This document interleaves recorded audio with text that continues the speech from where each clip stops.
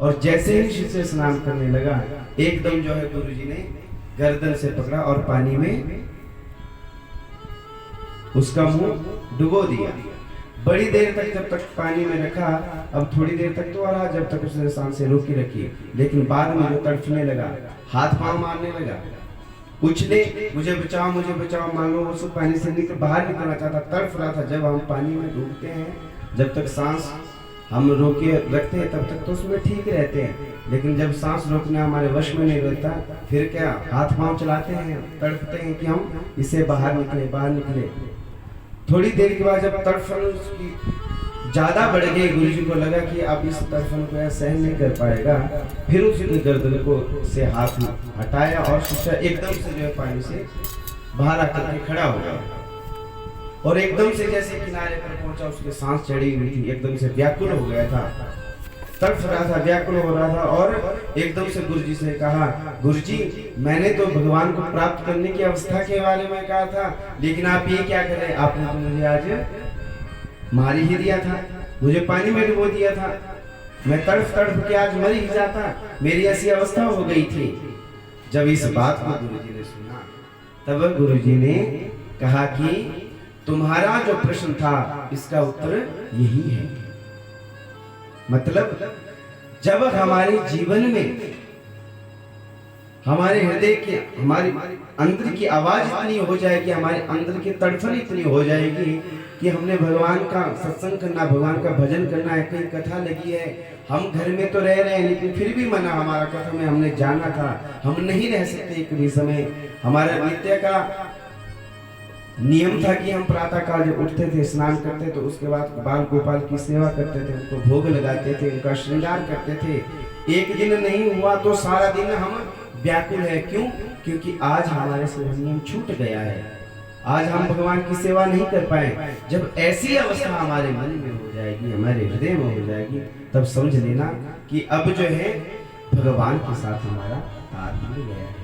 इस दृष्टांत को कहने का सिर्फ यही उद्देश्य है कि हमारी तड़फ कितनी होनी चाहिए, जितनी जब कोई पानी में डूब जाता है और बाहर बचने के लिए जब वो हाथ पांव मारता है, चिल्लाता है बचाओ बचाओ, वैसी जब अवस्था हमारी इस संसार में हो जाएगी, भवसागर से हमको जो है इस आसक्ति से, इस मोह माया से, प्रभु हमें दूर हटाओ, हमें बचाओ, जब ऐसी सच्ची हृदय से जब हमारी पुकार होगी, फिर भगवान जो है हमारी सहायता करते हैं, हमारा हाथ पकड़ते हैं। ऐसे भगवान को हमारी जरूरत नहीं है। भगवान ने क्या करना हमसे, हमें भगवान की जरूरत है। कई कहते हैं ना कि अगर कहीं मंदिर में जाना, कहीं जाना और दूसरे को बोले कि चलो आप भी चले, तो क्या कहते हैं कि हम भी जाएंगे जब क्या आएगा, बोला बुलावा आएगा। वैष्णो देवी जाना है, कोई जा रहा है कि आप भी चलो, नहीं जी इस बार नहीं, जब माता रानी का बुलावा होगा तो हम जरूर जाएंगे। माता रानी को क्या जरूरत पड़ी है भाई आपको बुलावा भेजने की, माता रानी के पास रोज नहीं आ रहे हैं भक्त, हजारों लाखों की संख्या से आ रहे हैं। माता भगवान को हमारी आवश्यकता नहीं है, हमें भगवान की आवश्यकता है। यही तड़फ, यही भगवान को खोजने की और भगवान की तपस्या करने की तड़फ जो है ध्रुव जी के मन में हुई, ध्रुव जी के हृदय में हुई। और ध्रुव जो है भगवान को पाने के लिए जो है जंगल की तरफ चले।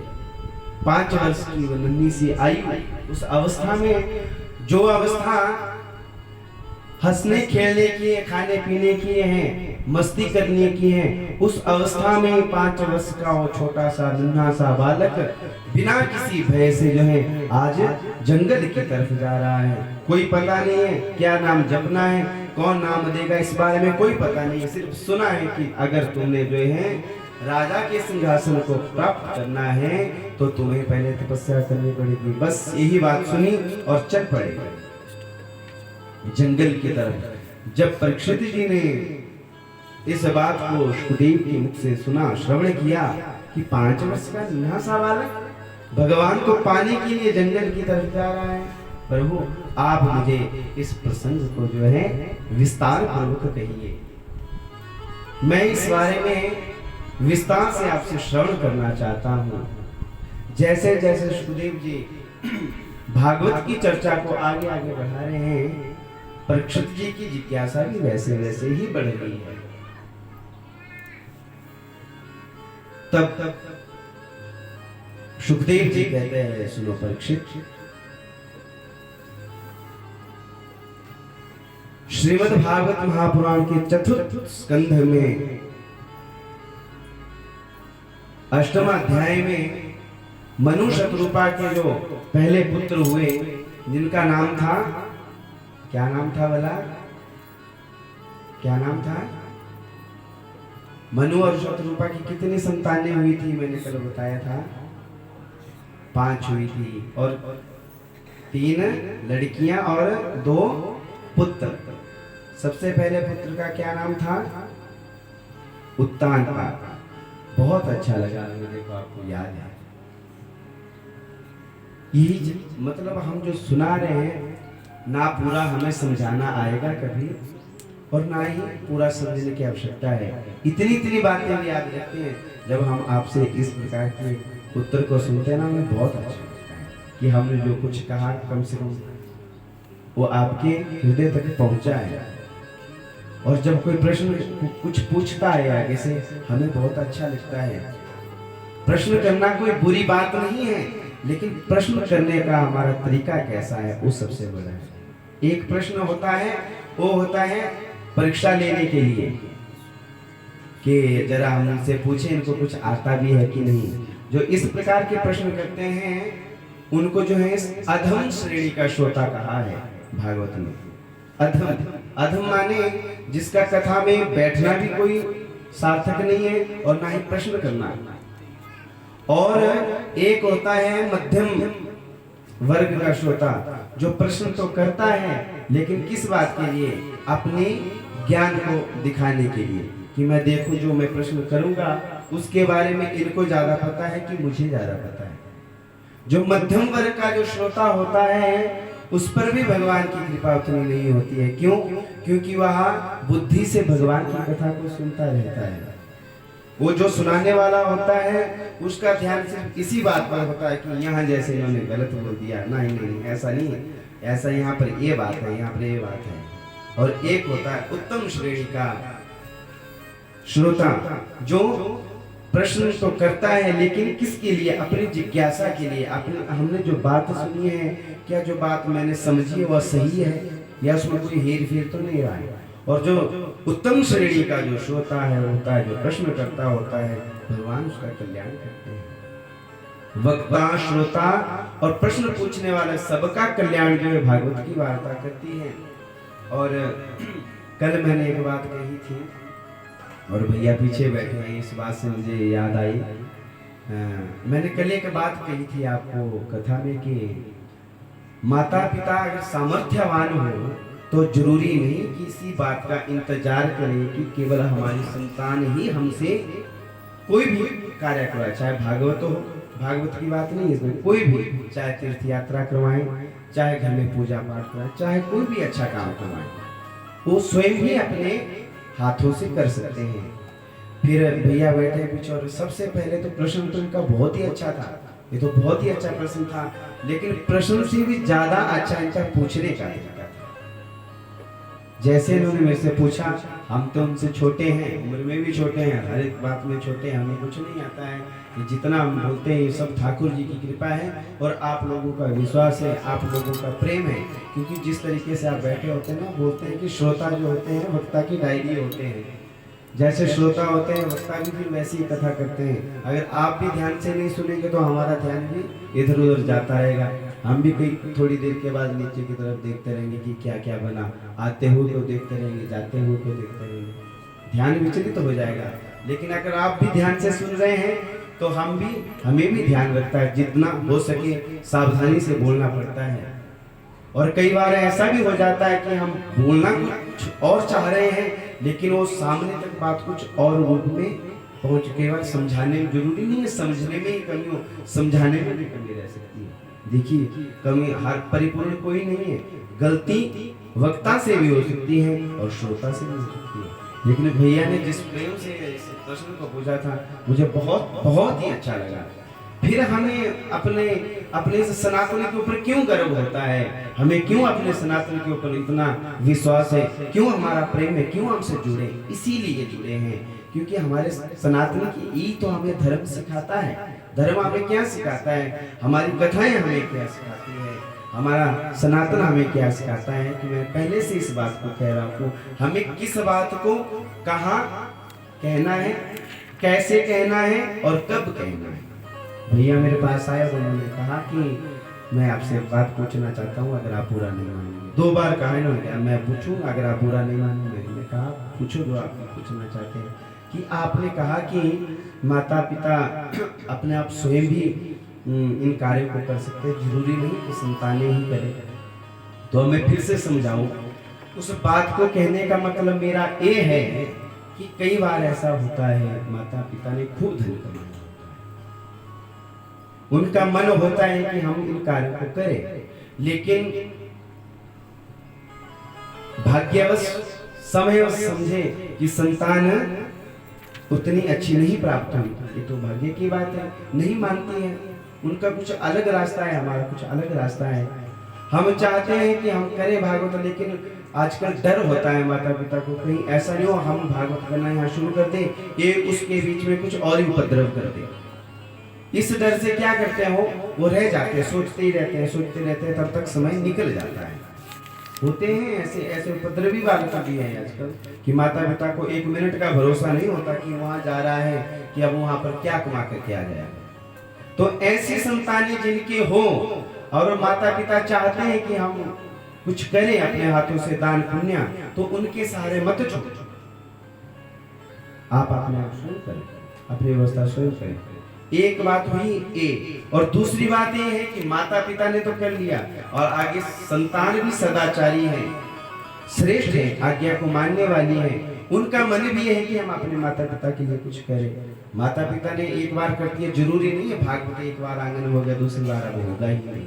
आप भी करवाओ उनके, आप भी करवाओ उनके हाथों, अपनी कमाई का आप करवाओ और अपनी कमाई का उन्होंने किया।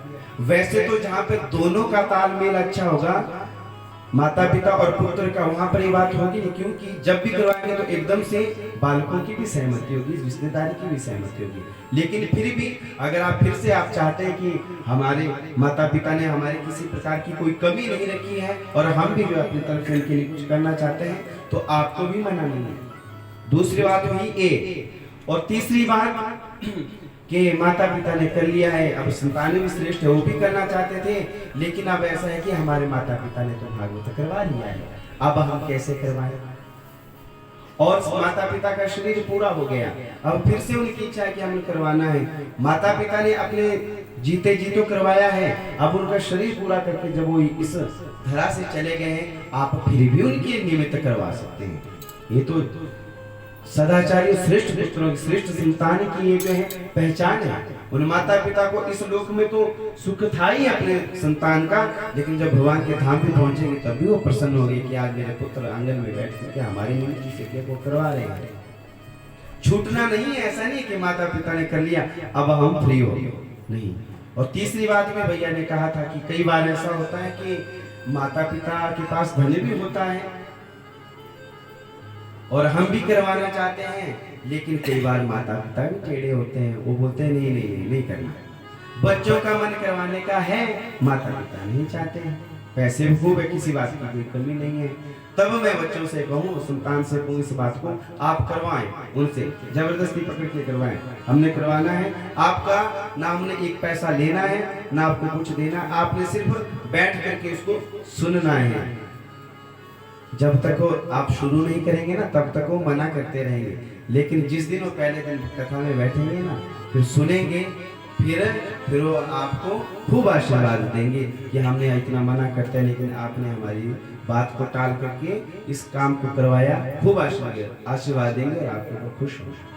ये बात है। अब सारी बात हुई करिए कि नहीं?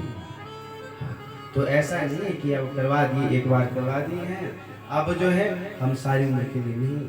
क्या भागवत के महात्म्य में हमने सुना था, सदा सभ्या श्रीमदी भागवती वार्ता, श्रीमद भागवती वार्ता यस्या स्मरण मात्रेण हरिश्चित्तम समाश्रयेत्। अगर सिर्फ एक बार ही भागवत करना होता, सुनना होता, तो लिखने वाले व्यास जी तो एक बार ही लिख सकते थे सदा सेव्या श्रीमद् भागवती वार्ता, नहीं, सदा सेव्या श्रीमद् भागवती वार्ता। हम जितना भजन करेंगे, भजन और भोजन सिर्फ एक मात्रा है ओ की, और सारे अक्षर एक जैसे हैं। भजन में कोई मात्रा नहीं है, भजन कोई मात्रा नहीं है, मतलब जितना कर सकते हैं उतना करो। जब भी आपको समय लगे नाम जप करो, जब भी आपको समय लगे भगवान के सामने बैठो, जब भी आपको समय लगे कथा सुनो। भोजन में भजन, ये तीनों शब्द एक जैसे हैं लेकिन मात्रा लगी है ओ की। क्यों? बोलने का मतलब है कि भोजन की मात्रा हो कि इतनी मात्रा में खाएं, ज्यादा ना खाएं, और भजन की कोई मात्रा नहीं, जितना हम कर सकते हैं उतना करो। तो ऐसी जब प्रश्न, जब जिज्ञासा होती है, फिर हमें भी अच्छा लगता है कि कम से कम ध्यान से बैठकर युवा जब सुनते हैं तब तो हमें और भी ज्यादा प्रश्न होता है। भीड़ से मतलब नहीं होता कि इतने कुछ श्रोता बैठे हैं, अब कथा कैसे करनी है, नहीं, ज्यादा होना चाहिए। जो भी बैठे ना वो अच्छे। माला भगवान को अर्पित करने के लिए चाहे पुष्प कम हो, लेकिन वो पुष्प कैसे हो? सुगंधित हो, महकते हो। यही जिज्ञासा जो है ध्रुव जी के मन में भी हुई है भगवान के प्रति, भगवान के भजन के लिए। सुखदेव जी कहते हैं, परीक्षित मनुष्य कृपा के जो सबसे बड़े पुत्र थे राजा उत्तानपाद, उनके दो पत्नियां थी, एक का नाम था सुरुचि और दूसरी का नाम था सुनीति। सुरुचि जो पत्नी थी वह अपने मन से चलने वाली थी, जैसा उसका मन करता था उस कार्य को करती थी। भगवान के साथ ज्यादा उसका संबंध नहीं था। मन किया तो कभी अच्छे से बात कर ली, और मन ना किया तो सारा दिन कमरे में ही सोई। मन कर लिया तो कभी 2-4 सब्जियां भी बना दी, और अगर मन नहीं किया तो शाम को ही ऑर्डर लगा देती थी कि सुबह जब आप उठेंगे ना तो ऐसा करना, 1 कप चाय का मेरे लिए भी बना देना। मतलब शाम को ही बोल दिया कि पहले आपको उठना पड़ेगा, मैं बाद में उठूंगी, अगर चाय देंगे तो मैं उठ जाऊंगी, नहीं तो। हाँ, सुरुचि देखने को सुंदर थी और राजा का प्रेम ये जो है सुरुचि से ज्यादा था। और जो दूसरी जो पत्नी थी उसका नाम सुनीति था। सुनीति कैसी थी? सुष्ठु नीति यस्या सा सुनीति, जो अच्छे बुरे का भेद करके, पाप पुण्य के बारे में सोच करके, कौन काम कहाँ करना चाहिए कहाँ नहीं, इस बात के बारे में सारे विचार करके जो कार्य को करती थी। पति की सेवा कैसे करनी है, बालक की सेवा कैसे करनी है, सब विचारों को जो सोच विचार के करती थी। सुनीति रानी जो थी उनके साथ जो राजा का लगाव कम था। दोनों की एक एक पुत्र हुए, सुरुचि के ध्रुव हुए और सुरुचि के हुए उत्तम और सुनीति के हुए ध्रुव। दोनों आपस में खेलते थे, बड़े बड़े लगे, लेकिन सुरुचि जो थी वह हमेशा इस बात को सोचती रहती थी कि सुनीति मेरे से बड़ी है, सुनीति महारानी मेरे से बड़ी है। और कुछ समय के बाद जब राजा इस राज सिंहासन का उत्तराधिकारी किसी को बनाएंगे तो मर्यादा के अनुसार और राज शासन के अनुसार सुनीति के पुत्र को ही राजा बनाया जाएगा। और अगर सुनीति का पुत्र राजा बन गया फिर हमें जो उनके पास जो नौकर बन के रहना पड़ेगा, क्योंकि जो हमेशा अपने बारे में सोचता रहता है ना, जो आदमी स्वार्थी होता है, सुरुचि का स्वभाव था ऐसा, सबसे पहले अपने ही बारे में सोचना, सबसे पहले अपने ही बारे में, कुछ भी चीज हो, कुछ भी वस्तु हो, पहले मुझे मिलनी चाहिए अच्छी, फिर बाद की औरों को देखेंगे। उसके मन में हमेशा ऐसा रहता था कि ये सुनीति का पुत्र जो ध्रुव है यहाँ जो है उत्तराधिकारी बनेगा, उसके बाद जो मेरे पुत्र को भी और मुझे भी जो है हमेशा इनके नौकर बन के रहना पड़ेगा। इसलिए सोचते सोचते जो स्वार्थी आदमी होता है वह दूसरे के बारे में ज्यादा नहीं सोचता। हमारे कुछ कार्य करने से, कुछ अनिष्ट करने से इसका कितना बुरा हो जाएगा, इसका बारे में वह ध्यान नहीं रखता है। एक दिन की बात है, सुरुचि ने अपने मन में विचार किया कि अगर मुझे राजमाता बनना है और अपने पुत्र को जो है राजा बनाना है तो मुझे सुनीति को जो है इस राज्य से जो है बाहर निकालना पड़ेगा। और जो झूठ मूठ में जो है अपना सारा श्रृंगार उतार करके जो है अपने बालों को खोल करके है जो है कोप भवन में चली गई। पहले के जमाने में होता था ऐसा ना, जब राजाओं का जमाना होता था तो राजमहल में एक कमरा ऐसा होता था कि अगर कोई नाराजगी हो, किसी बात की नाराजगी हो जाए तो उस कोप भवन में चले जाते थे और फिर पता लग जाता था कि आज मेरी पत्नी जो है या मेरे पति जो है किसी बात से नाराज है, इसलिए आज कोप भवन में चले गए हैं। इसलिए वहां पे जाकर के मिलते थे, बातें करते थे और सारा मामला सुलझा देते थे। कोप भवन होता था पहले, आज के जमाने में भी होता है। आज के जमाने में क्या होता है बोला, ड्राइंग रूम होता है, बेडरूम होता है ना, किचन होता है, बाथरूम बने, हर एक व्यवस्था है। कोप भवन नहीं होता। क्यों भला? क्योंकि आज के आदमी को पता ही नहीं होता कि मेरे को कोप किस बात का आ जाएगा और कब किस समय आ जाएगा। अगर कहीं बिस्तर में बैठे हैं, बेड के ऊपर बैठे हैं, बड़ी आगे कथा भी सुन रहे हैं, थोड़ी सी बात बिगड़ी, कहीं पति ने अगर चैनल आगे बढ़ा दिया तो एकदम से वहीं पे ही कहा सुनी हो गई, वहीं पे ही कोप बन जाता है। किचन में बैठे हैं, अगर कहीं पत्नी ने कहीं चपाती अगर ज्यादा टेढ़ी मेढ़ी हो गई, एकदम से थाली भी है फेंकी उधर को और वहीं से कोप भवन बन जाता है। क्यों? क्योंकि सहन शक्ति नहीं है, हम कुछ सहन कर ही नहीं सकते।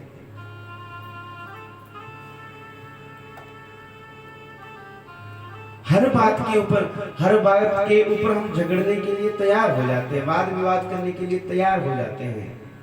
समझना, मैंने कहा था ना कि समझना कोई भी नहीं चाहता, सब समझाने वाले नहीं, ये काम ऐसे नहीं, ऐसे करना चाहिए, तुम्हें पता नहीं लगता है। तैयारी हर वक्त तैयारी रहती है। लेकिन उसमें कोप भवन होते थे। आज सुरुचि जो चली गई कोप भवन में, राजा आए, इधर उधर ढूंढा सुरुचि, क्योंकि सुरुचि से ज्यादा प्रीति होती थी। सुरुचि कहाँ है, दासियन का महारानी जो है आज कोप भवन में। कोप भवन में जैसे पहुंचे, आज देखा सुरुचि ने जो सारा श्रृंगार भरा हुआ है, केश खुले हैं, फटे पुराने कपड़े पहने हुए। राजा ने देखा, एकदम से आश्चर्यचकित हो गए। रानी आपको क्या हुआ? क्या किसी ने आपको कुछ कहा है? तुम्हारे पुत्र को कुछ किसी ने कहा है? सुनीति ने तो ना आपको कुछ बोला है? सारे प्रश्न किए, लेकिन सुरुचि ने सोच लिया था कि आज मैं बात को मनवा के रहूंगी। महाराज जी, मुझे किसी ने कुछ नहीं कहा है, लेकिन एक बात का मुझे संशय जो है पहले से ही था, और आज मैंने अपने कानों से उस बात को सुन करके मुझे उसके ऊपर पूरा विश्वास हो गया है। कैसी बात, किसकी बात तुम कर रही हो?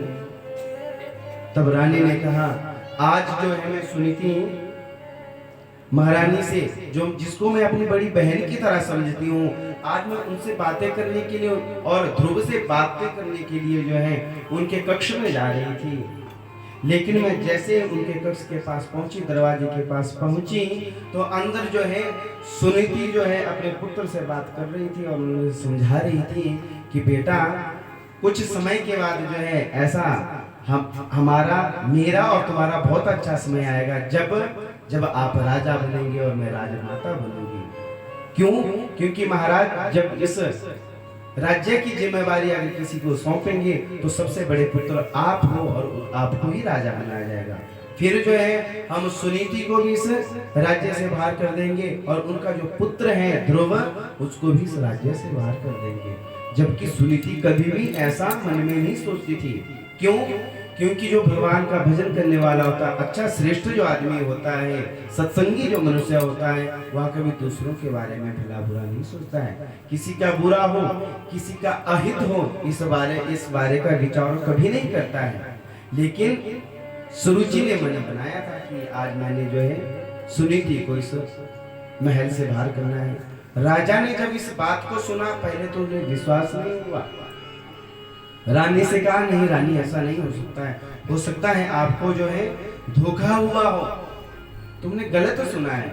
मुझे पता था महाराज जी, आप जो मेरी बात का विश्वास नहीं करेंगे, आप सुनीति की ही बात को मानेंगे। लेकिन चलो कोई बात नहीं, जो आपको अच्छा लगे आप वैसा करो। लेकिन एक बात का ध्यान रखना, आप सुनीति से जो है इस बारे में मत कहना कि मैंने आपसे ऐसा कहा है, अपनी बात भी पक्की करवाने वाले। होता है ना कई बार माताओं को, अगर ये थोड़ा सा स्वभाव होता है माताओं का, इसमें कोई बोली इनको एक अंदर से, क्योंकि माताएं अंदर से ना बहुत निर्मल होती है, उनके मन में ज्यादा देर तक बात रुकती नहीं है। क्योंकि अगर के हम कहें ना कि कोई कह दे सहेली की फलानी जगह ऐसा हुआ है, ऐसा करना, तो इस बात को दूसरे को मत बताना, मैंने तेरे को बता दी। फिर एक दो दिन तो जब तक वो बात हृदय में रहती है ना, तब तक वो उबाल आता रहता है, मैंने बताई थी, किसी को बताया। फिर कोई सहेली मिली, फिर उसने देखा ऐसा है ना कि वो फलानी थी, उसने मेरे पास ऐसा बताया है, लेकिन उसने मुझे तो मना की थी, लेकिन तू मेरी अपनी खास है, तेरे को मैंने बता दिया, पर ऐसा करना आगे मत बताना, ठीक है। ऐसा करते करते करते बात बहुत आगे तक चली जाती है। सुनीति के बारे में जब सुरुचि ने कहा, तो सुरुचि ने सोच लिया कि अगर बात नहीं बनेगी तो हो सकता है राजा सुनीति से इस बात को कहेंगे और फिर मेरा झूठ जो है पकड़ा जाएगा। तो सुरुचि ने बोल दिया कि ठीक है, अगर विश्वास आपने करना है तो आपकी इच्छा है, अगर नहीं आपको विश्वास नहीं मानते इस बात को, हम वैसे रह लेंगे, लेकिन सुनीति से आप जो है इस बात को नहीं कहेंगे, इस बात का आप मेरे को वचन दो। वचन ले लिया राजा से, बार बार समझाया, लेकिन राजा की आसक्ति सुरुचि से ज्यादा थी, तो इस कारण से उन्होंने जो है अब राजा की सहमति इस बात की ले ली। राजा को मना लिया कि हाँ सुनीति ने ऐसा कहा होगा, वह हमारे बारे में ऐसा सोचा। ठीक है रानी, अगर सुनीति के मन में तुम्हारे प्रति, तुम्हारे पुत्र के प्रति ऐसी कुछ विचार चल रहे हो, तो मैं तुमसे वादा करता हूँ, मैं आज ही जो है सुनीति को उसके पुत्र के साथ, ध्रुव के साथ, आज इस महल से जो है निष्कासित कर दूंगा, बाहर भेज दूंगा। महल में गए हैं, सेनापति को जो है अपने पास बुलाया, सेनापति से कहा जाओ, आज जो है रात के घनघोर अंधेरे में तुम जो है सुनीति को रथ में बैठा करके जो है उसके पुत्र सहित इस राज्य की सीमा से बाहर छोड़ के आना। जब सेनापति ने इस बात को सुना, एकदम से जो है आश्चर्यचकित हो गए कि राजा कैसी बातें कर रहे हैं, ध्रुव से इतना प्रेम करते हैं, सुनीति जो सबसे बड़ी रानी है, और आज राजा कैसी बातें कर रहे हैं कि सुनीति को उनके पुत्र के साथ इस राज्य से बाहर करना है। लेकिन सेनापति थे, राजा की बात को टाल नहीं सकते थे, आज्ञा को शिरोधार्य किया और सुनीति के कक्ष की तरफ चले। रात का समय हुआ, घनघोर अंधेरा था, दरवाजा खटखटाया है, दरवाजा खटखटाया है। सुनीति ने जो है दरवाजे को खोला, देखा बाहर सेनापति खड़े हैं।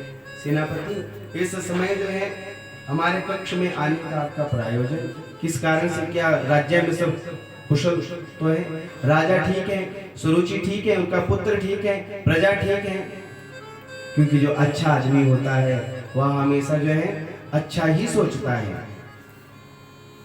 लेकिन आज सेनापति ने अपना सिर नीचे किया हुआ है।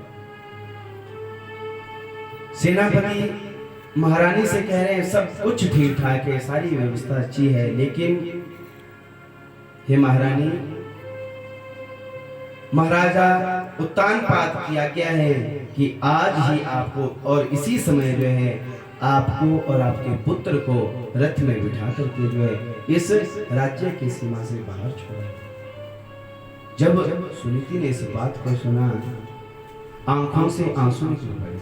अरे मेरे से ऐसे क्या गलती हो गई, मेरे से ऐसे क्या गुनाह हो गए कि राजा ने जो है मुझे और मेरे पुत्र को इस समय इतने रात को जो है राज्य की सीमा से बाहर छोड़ने के लिए कहा है? मेरे से ऐसी या मेरे से मेरे पुत्र से कौन सी गलती हो गई? जब ऐसा प्रश्न किया, सेनापति ने सिर नीचे रखा, कुछ नहीं कहा। महारानी, सिर्फ मुझे ऐसी आज्ञा मिली है और आपको इसी समय जो है हमारे साथ रथ में बैठकर जाना पड़ेगा। भाग्य को कोस रही है आज। बहुत समय के बाद पुत्र हुआ था, भगवान से कह रही है, प्रभु ये कैसी समय, ये कैसी विपत्ति मेरे जीवन में आ गई। पहले तो है हमारे पुत्र नहीं था, बड़ी अवस्था में पुत्र हुआ और अभी इसके खेलने के, लालन पोषण के अच्छे तरीके से इसकी व्यवस्था करने का समय है और राजा की आज्ञा हुई है कि हमें इस महल से बाहर जाना है, उस बियावान जंगल में, इस सीमा से बाहर जहाँ मुझे कोई जानता नहीं है, कोई मेरा जानने वाला नहीं है, मैं इसका लालन पोषण कैसे करूंगी? क्योंकि मैया को जो है अपने से ज्यादा फिक्र किसकी होती है? अपनी संतान की। माता पिता स्वयं कष्ट में रह सकते हैं लेकिन अपनी संतान को कभी कष्ट में नहीं रह सकते। छोटे से बालक को मैं लेकर के सीमा से बाहर जाऊंगी राज्य की, मैं कैसा इसका लालन पोषण करूंगी? भगवान से कह रही है। इतने में जो है सेनापति रथ लेकर के आए, दोनों को बिठाया और इस राज्य की सीमा से बाहर ले गए। गोद में पकड़ा है ध्रुव को, सुनीति ने रो रही है, भगवान का याद कर रही है। देखिए कितनी भी विपत्ति आ जाए हमारे जीवन में, लेकिन हमें भगवान का साथ नहीं छोड़ना चाहिए। प्रभु, आपने जो मेरे लिए व्यवस्था की है मुझे स्वीकार है। आपने जो मेरे बारे में सोचा है वह मेरे लिए अच्छा ही होगा, लेकिन कृपा करो, मैं तो इस कष्ट को सहन कर लूंगी, जंगल में रह करके अपने जीवन का यापन कर लूंगी, लेकिन नन्हा सा जो बालक है इसे अभी इस कष्ट के बारे में कोई पता नहीं है। जो राजमहल के सुखों को भोगता था वह जंगल में कैसे रहेगा? और जब ये बड़ा होगा मेरे से पूछेगा कि मेरे पिता कौन है, हमारा घर कहाँ है, मैं इसे क्या कहूंगी? आप कृपा करो प्रभु, कृपा करो। और भगवान को याद करते हुए भगवान से कह रही है, प्रभु जीवन में समय जो है बदलता रहता है, आज सुख है तो कल दुख भी होगा। आज हमारे पास सब कुछ है, हो सकता है समय बदले, हमारे हाथ से सब कुछ चला जाए। जिस रिश्तेदारी में हम रहते हैं, जो आज हमारे साथ है, हो सकता है कल को वो हमारे सम्मुख मोड़ दे। लेकिन प्रभु आप मेरे ऊपर कृपा करना। आज मेरा परिवार मेरे से दूर तो हो गया है, लेकिन प्रभु अब इस जंगल में मेरे पुत्र और आपके अलावा कोई नहीं है। सिर्फ एक पुत्र मेरे साथ है और मुझे आपका ही सहारा है, और हम दोनों को केवल और केवल आपका ही सहारा है। इसलिए कृपा करके अब आप ऐसी दया हमारे ऊपर करना कि हमें आगे किस मार्ग पर चलना है, इस मार्ग को भी हमें बताना। और भगवान से प्रार्थना कर रही है, और सुनीति मैया अपने बालक को गोद में लेकर के भगवान से क्या कह रही है? झूठी दुनिया, झूठे बंधने, झूठी है ये माया। सुनीति का मन उब गया है रिश्तेदारी से, परिवार से आज विमुख हो गई। मैं सोचती थी ये मेरे पति है, ये मेरे जीवन भर मेरी रक्षा करेंगे, मेरे पुत्र की रक्षा करेंगे, हमारा पालन पोषण करेंगे। लेकिन प्रभु आप सच कहते हैं, सच्चा सहारा केवल और केवल आपका ही नाम है, आपका ही नाम है। इसलिए भगवान से क्या कह रही है? हो बनवारी रे